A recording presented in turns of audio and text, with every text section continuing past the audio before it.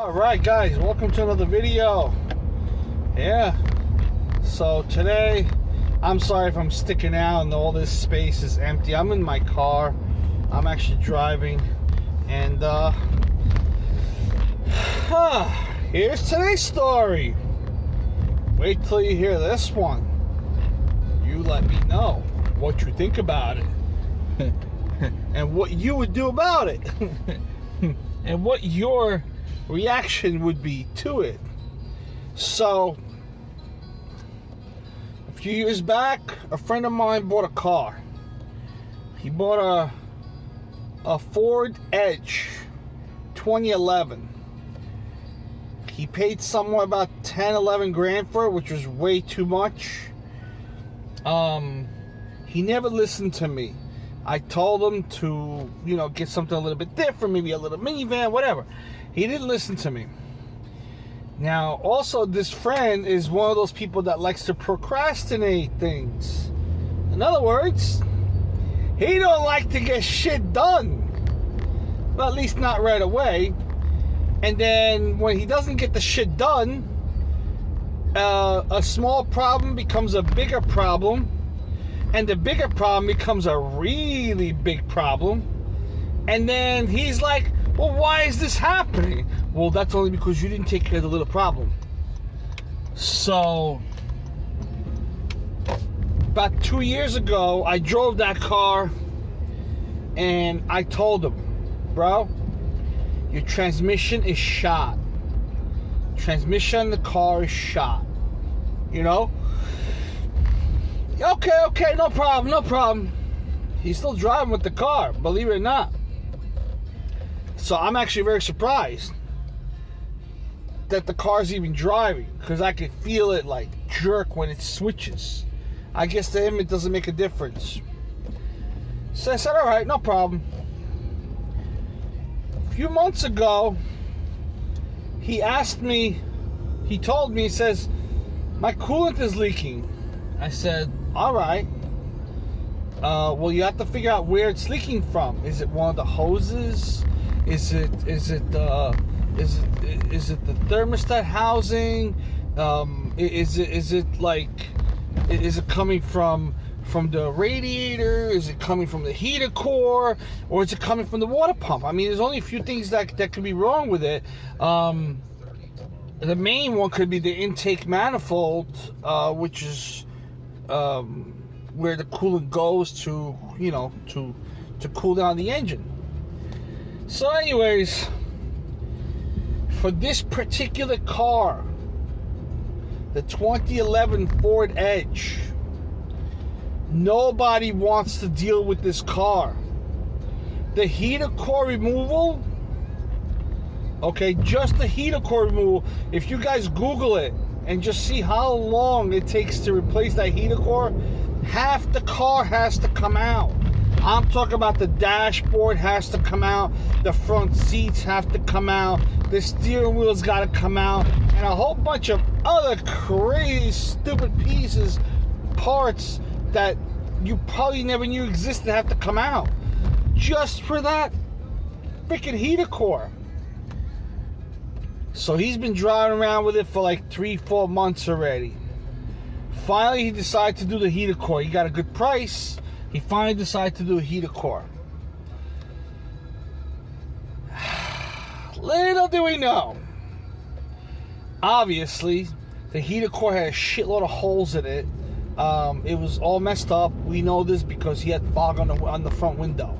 Anytime your front window fogs up and it smells almost like coolant, like a Freon smell, you'll know that your heater core is shot. That's got nothing. It's just a heater core.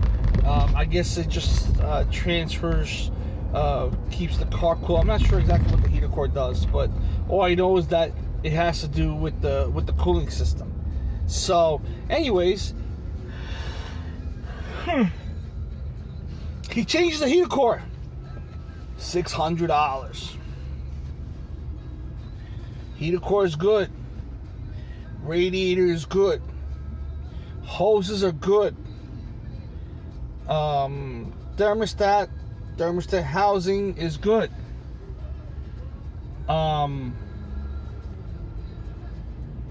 the water pump is cracked. So the water pump is leaking Freon, antifreeze. I tried to explain it to him in the best way possible. I said, I told him, I said, look, if you get a cut on your arm, right, and it's a cut and it's bleeding, right, and you don't stop the bleed, what happens eventually? I mean, eventually it'll stop because it's blood. It'll clot, obviously, but antifreeze doesn't clot because blood clots when it gets cold, and blood turns red when you hit when it hits oxygen. Antifreeze doesn't do that. Antifreeze gets thicker and it gets hotter. I'm sorry, it gets thinner and hotter. It doesn't thicken up like blood. But the principle is the same. It keeps gushing out. So I explained to him, every time you drive in this car with this problem, this is what you're doing. The blood is coming out. Blood out of the car. That green is the car's blood. You know? I think that he's thinking that the engine oil has something to do with it, but the engine oil has absolutely nothing to do with this issue. Absolutely nothing. This is a cooling issue.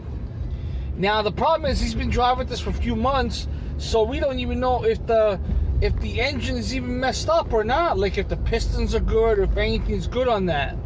And to remove the water pump, supposedly you need a special tool because it's somewhere in the timing. That's where the actual pump is.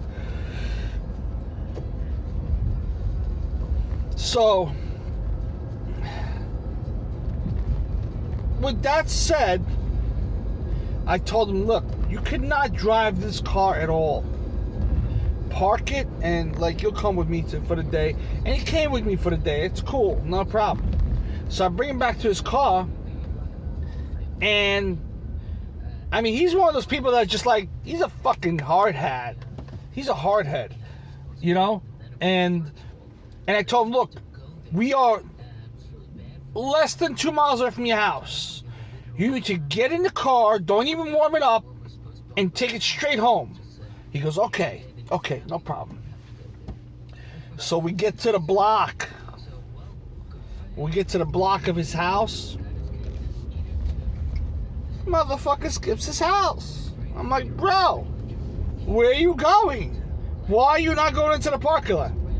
No, I just wanted to drive around to see it. I said, to see what? Did I not explain to you what you're doing to the car? Mind you, he needs it for work for 4 o'clock in the morning today. So he thinks that he's going to buy coolant and he's going to keep driving and adding coolant.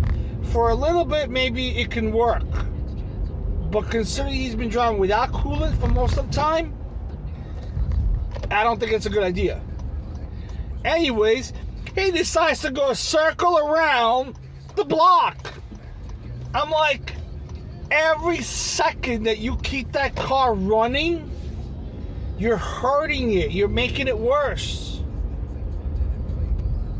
And I screamed at him again because he's going around the freaking block and there's a stop sign, there's a red light, and so on.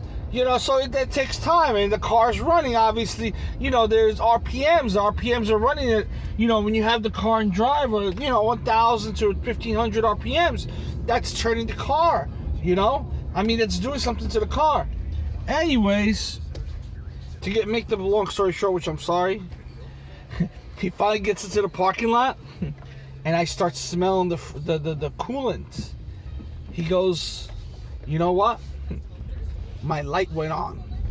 I go, what'd you think was gonna happen?